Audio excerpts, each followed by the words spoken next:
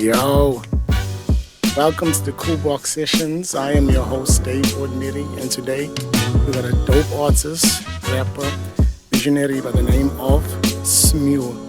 And I'm just gonna jump right into it. It's episode 4, things are moving along real fast and mad dope, by the way. And thanks for the support, you know what I mean? Cause artists really need it in this time of AI, and you don't even know if people are really doing the music, you know what I'm saying?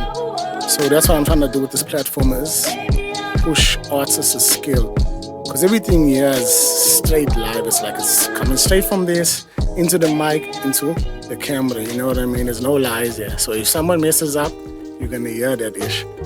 But anyway, let's get straight to the vibe. So tell us, who were your influences, what brought you to the space?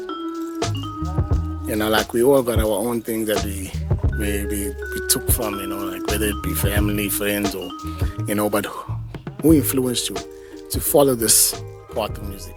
Well, my influences with music, basically, I would say with artists, I'll put artists in front first. When it comes to the rapping side of me, I listen to a lot of Drake, a lot of Kendrick, and then in South Africa, I'd say a whole lot of Tejo. A lot of people might not pay attention to him, but a lot of inspiration comes from him whenever I try to high-pitch voice music. But then with rapping as well in South Africa, I'd say Nasty C. A lot of rappers might say Nasty C, but I try not to focus too much into it because people might say, hey, trying to sound like that guy and that guy and that guy. But yeah, Nasty C, A-Reese, and then I'd say, I'll keep it there for the SA guys. But then those are my influences musically. And sonically, with the sounds, I'd say Zucci. I look up to Zucci a whole lot when it comes to sonic. So yeah, I'd say that. Okay, that's dope. That's dope. Curveball question. What is your view on the current state of South Africa? As an artist, unsigned artist, needing the support of obviously the creative sector. Tell us. My current view on the country, for the country as a whole, firstly, I'd say it's a good and bad position. It's split into two. So in some aspects it's good, for the youth and stuff like that, But I feel like sometimes it relies on who you know and how much financial backing you got, So that brings apart the bad sense in it. So I feel like for me personally, with South Africa, we've got some work to do. We're a country in progress of actually building and to be something way stronger. It's just that we gotta cut out the corruption, fraud, and all that stuff. But I don't want to get into that too much. But the country itself would be good if we were to flow through the right channels and those right channels were actually clean. If those channels were clean, everything would be easier. Instead of just putting people that, he's got a huge following, let's put him in the game. That's why we have so many people falling out, because they got this one song and they got the financial backing, the management teams and all that. They push it, and then what's next? So I feel like with guys like me, this is not promo, but it's facts. If the country was good, I feel like I'd be out there, but I'm not blaming it on anyone. I'm not blaming that, so that's upon me. So I'd say country's in a good and bad state. It's a 50-50 thing, but it could go to a 70-30 quite soon. If only we go through the right channels and those channels are actually cleaned up. That's how I believe. I see you.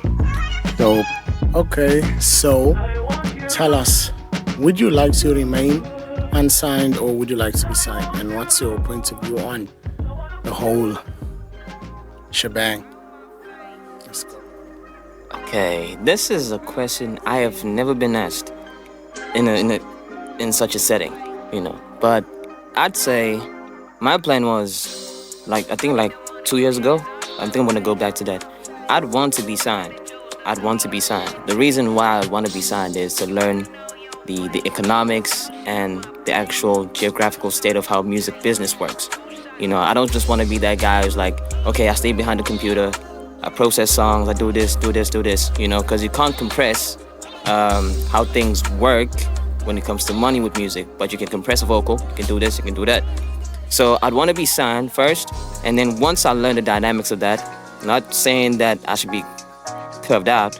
But I love to be signed first, learn the business, and then should things go well, I like to be independent, give it a try, and if I fail, that's fine. But I just love going into the business of things, know how my money is handled, how do I make it.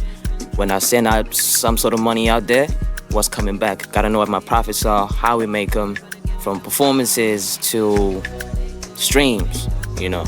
So I'd love to be signed first and probably distribution and management first or label. Label's not so bad as long as you understand what your percentage is, how much the cut is. But I love to be signed first and then go to independence. Dope. Okay.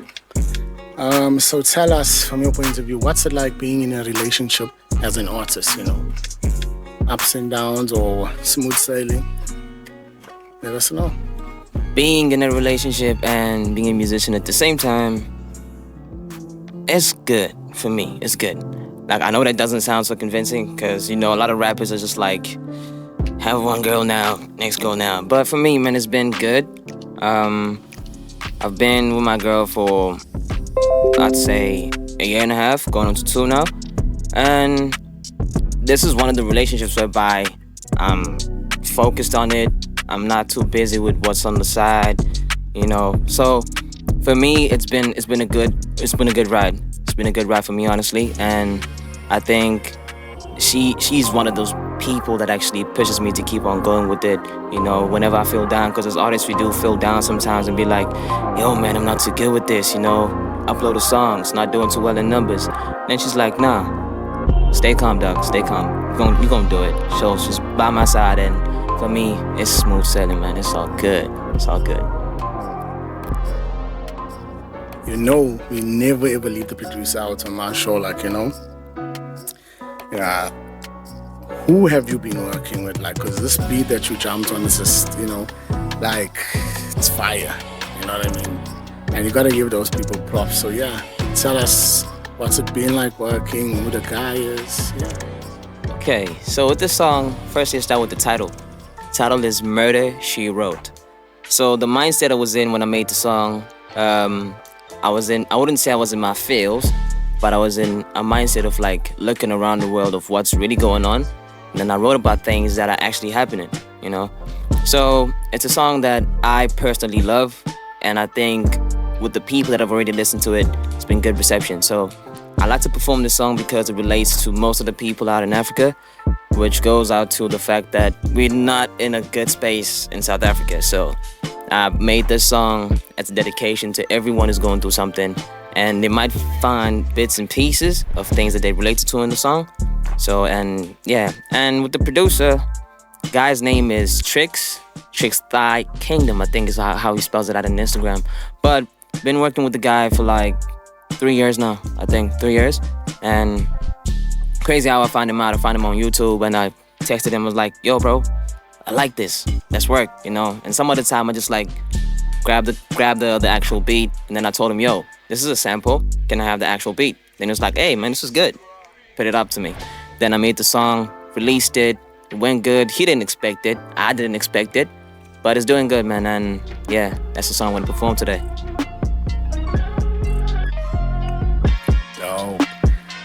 Dope. So tell us, what is next for Smule, And let us know what's your handles, Yeah. Let us into your world. What is next? A mixtape.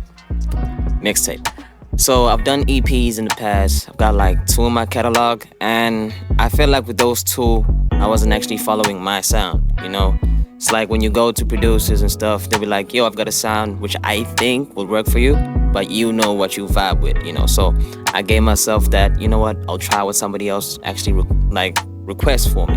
But now I'm working on a project whereby when it comes to beat selection, it's all me. When it comes to structuring, how it's gonna lay out, I've got me, but I've also got a few guys to work on that. But it's a mixtape. I think it's gonna be 10 or 9, 10 or 13, depends, But I just wanted to sound like an album. It's not gonna be an album, so just to give you guys a glance of if I were to do an album, this is the direction I'll go to. So it's a mixtape. I won't give out the name yet, You know, it's a lot of work that goes into it, but expectation, let's say could be around November. And if all doesn't get well, with sample clearance and all that stuff, but it'll still be out there. So that's what's next. And yeah, it's the best to expect.